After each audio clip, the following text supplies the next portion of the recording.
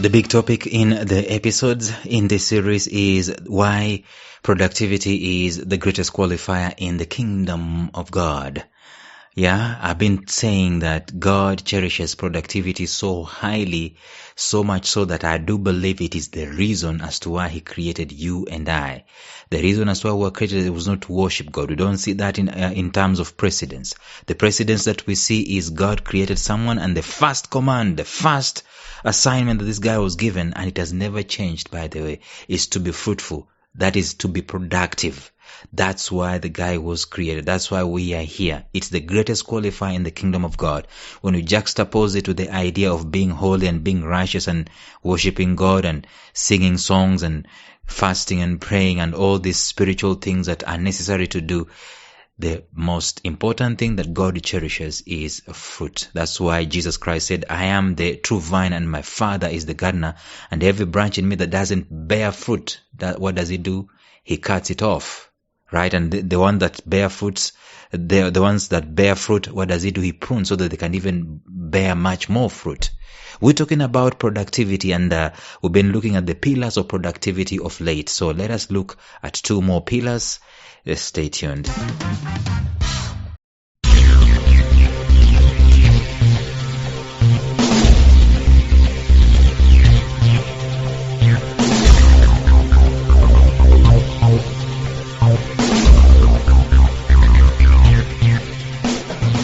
Welcome to the Life Signatures podcast with Lawrence Namale. Lawrence is a life coach, author, and keynote speaker who loves to tackle different topics on purpose, productivity, and resilience. His mission in life is to awaken all your boundless possibilities available in you. Life Signatures podcast is dedicated to bring to reality every single person who knows that deep down in their gut, there's got to be more to life than this. And now, here is your host, Lawrence Namale.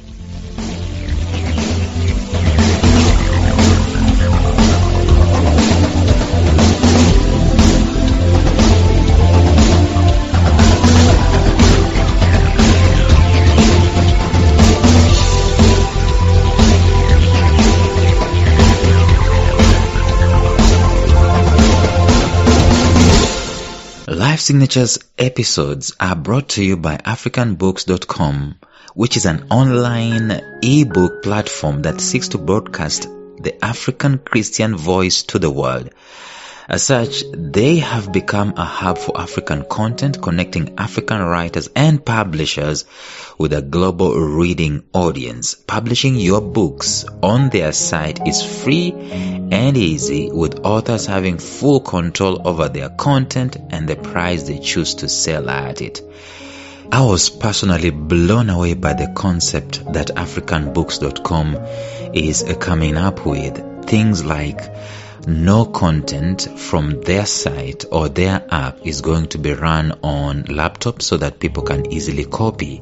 In other words, your content as a writer is restricted from digital multiplication or digital copying. So you remain intact with your information. And the other concept that I got so blown away with was the fact that in some time to come, in due course, AfricanBooks.com will be starting to announce African Writer of the Year. In other words, there will be competitions in all African countries to figure out who is the best published author.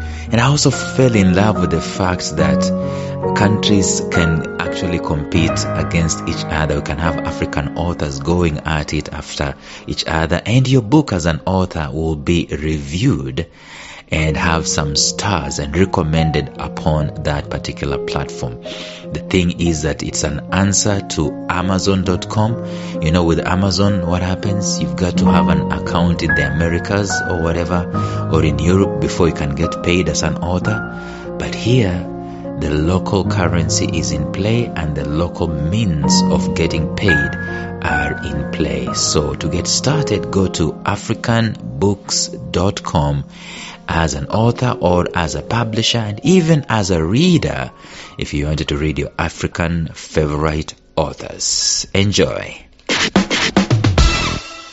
Yeah, so if you look at your life today and you see that there is no productivity, but there is a lot of holiness and a lot of righteousness, a lot of God worship, which has its place, you'll find that there is something missing.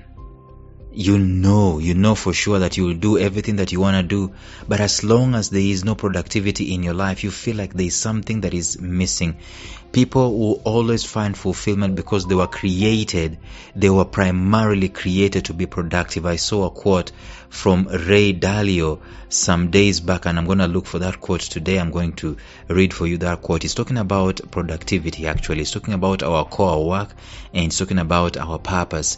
And I'm going to read that for you. If you are not productive, I don't care who you are. You might be the president, you might be the pauper right there in the streets, but if you're not productive, you feel like something is missing, something is out of the equation in your life. Until you fix your productivity, you will not feel like you are living a life that is worth living. So people normally have this disillusionment in their lives, and it can seriously be sorted, easily be sorted actually. You know how? By them becoming productive. Kid you not, this is counseling 101, mental health 101.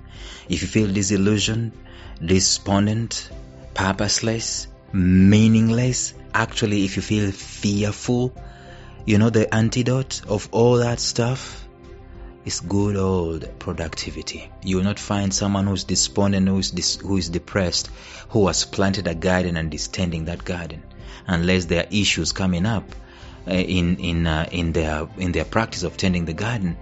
But let me tell you, the guy who is despondent, who is fearful, who is disillusioned with life, for the most part is a guy who doesn't have productivity going on and who is not being effective. There are also those guys who are despondent and disillusioned with life, and they are still productive. And I'm putting that productive in quotes because they are filled with activity that doesn't have meaning in their lives. That's not how you are fashioned. That's not how you were created in the first place.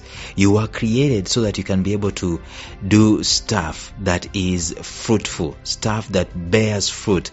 And that's how you're supposed to operate in this day and in this age. And so I started breaking down the pillars of productivity, even as we had already set the foundation and say that God made us so that we can be productive. We started talking about the pillars of productivity, and I'm just going to run them down for you so that you can be able to understand. We are going to do 2 more, and maybe we continue doing the others. And I'll tell you something, that the first pillar of productivity is purpose. That's why I told you earlier on, just a few moments back, it is possible for you. It is actually very possible for you to be filled with so much activity, and yet these activities are not leading you anywhere. And in so doing, guess what? You become disillusioned. Why? Because the activities you're doing are not filled with purpose. They are not filled with meaning, and therefore they become kind of useless to you of sorts. So what you need to do, the first thing that you need to do before you can do any kind of productivity, before you can do any kind of action, make sure that the actions you are taking are actions that are effective, actions that lead to productivity, and they are pegged onto your purpose in this life. Otherwise, I guarantee you'll do so much and you feel so empty. The secret there is purpose. So that is the number one pillar of purpose. We discussed about that in full. The second pillar of purpose the second pillar of productivity that you need to be aware of is the pillar of planning. It goes without saying. Of course, if they are told us that failure to plan is planning to fail, and so on. The third one is leadership. Leadership is for the sake of productivity. The fourth one is management. We talked about that at length. And the fifth one is competence. You've got to be competent in the things that you are doing. If you are not competent, then of course productivity becomes something that is a bit way out of there for you to be able to tackle, for you to be able to manage. So you've got to be competent. If you're not competent, you will not be productive. And therefore, you need to start working on it immediately. Work on your competence. Like I told you, I was going to give you a quote by Ray Dalio. He talked about these things in full. He says that meaningful work, there you go, meaningful work and meaningful relationships aren't just nice things we choose for ourselves.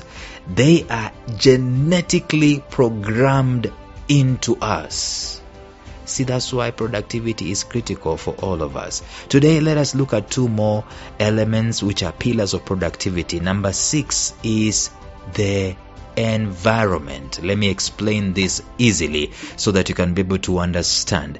If you took a fish, seedlings of fish, and you put them in a pond, you put them in the conducive environment for them to germinate and to prosper and to multiply. If you take a seed, a bean seed or whatever seed it is, and you put it in a conducive environment, which is the fertile soil, the fertile ground, which has moisture and has oxygen and so on, what happens is that it germinates and it grows and it becomes productive.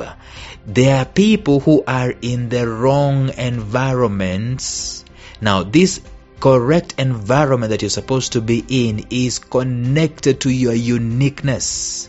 It is connected to your purpose. It is connected to your gifts and connected to your talent. You have no business being in an obscure office behind a laptop, behind a computer, punching off numbers when you have been given the gift of inspiring and enriching people and motivating them and speaking life into them. You have no business being there. You are in the wrong environment. You cannot be as productive as you're supposed to be when you're in the wrong environment. This means that you provide the right tools for the job by being put in the right environment, the physical environment, the economical environment, the social environment, the technological environment, and the purpose environment has just got to be right for productivity to happen. It is possible for you to live your 60 years, 70 years in the wrong environment, and you will not be productive, and that's why you will be disillusioned. You find that you are dying at an age where there is absolutely nothing meaningful that you did. Why? Because you are in an environment that was not conducive for your purpose, for your uniqueness, for your gifts, and for your talents.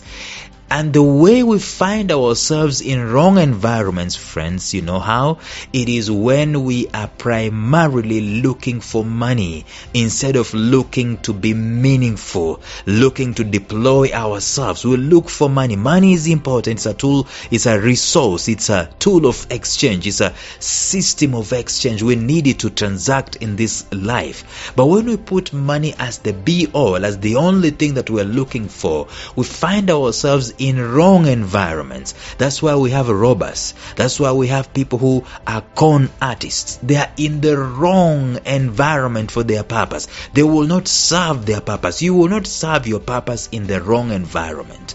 And sometimes, let me explain this, sometimes you must go through a wrong environment. Sometimes you must go through a wrong environment for a season, but you know at the back of your mind, this is not it. You go through that wrong environment. For example, you're forced to teach and you're not a teacher, but you teach so that you can be able to get money and pay rent. And even as you do that, you are figuring out how you can land into the perfect environment. So productivity and environment go hand in hand. The seventh key of productivity, the seventh pillar of productivity is technology. I'm not going to spend a lot of time on this. You know what it is. Technology is an enabler. Technology will not replace your purpose. It will not replace your work. It's going to be an enabler. It's going to make things better. If you thought that technology is going to replace you, you are wrong. We thought that technology is going to make work easy and we'll just be doing less stuff and sitting back. Today we are the busiest ever with all kinds of technology. Artificial intelligence is there. We have autocorrect on our phones, and we have QWERTY keypads, and we have Siri, and we have what are these guys? These guys, you give them commands. Alexa, is it Alexis or Alexa? Whatever. We have all those guys, but still, see, Technology is just an enabler. It is not something that is going to replace your work or the core of your being, what you're supposed to do. So we've got to have that in place. It's a great enabler for productivity. It's one of the greatest pillars of productivity in our present world, technology. So you've got to embrace it, but you've got to know that your work is not being replaced. It is being enabled. It is being enhanced. It's being made easier. It's being made faster. It's being made efficient. It's being made accurate, and so on. So technology is one pillar of productivity, as well as the environment is another pillar.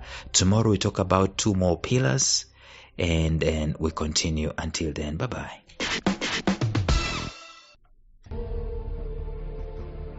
Thank you for listening to Life Signatures Radio. If you enjoyed today's show, subscribe to Life Signatures Radio on iTunes, Stitcher, or visit our website at lifesignatures.libsyn.com. Life Signatures Radio, fresh, clean, and inspiring.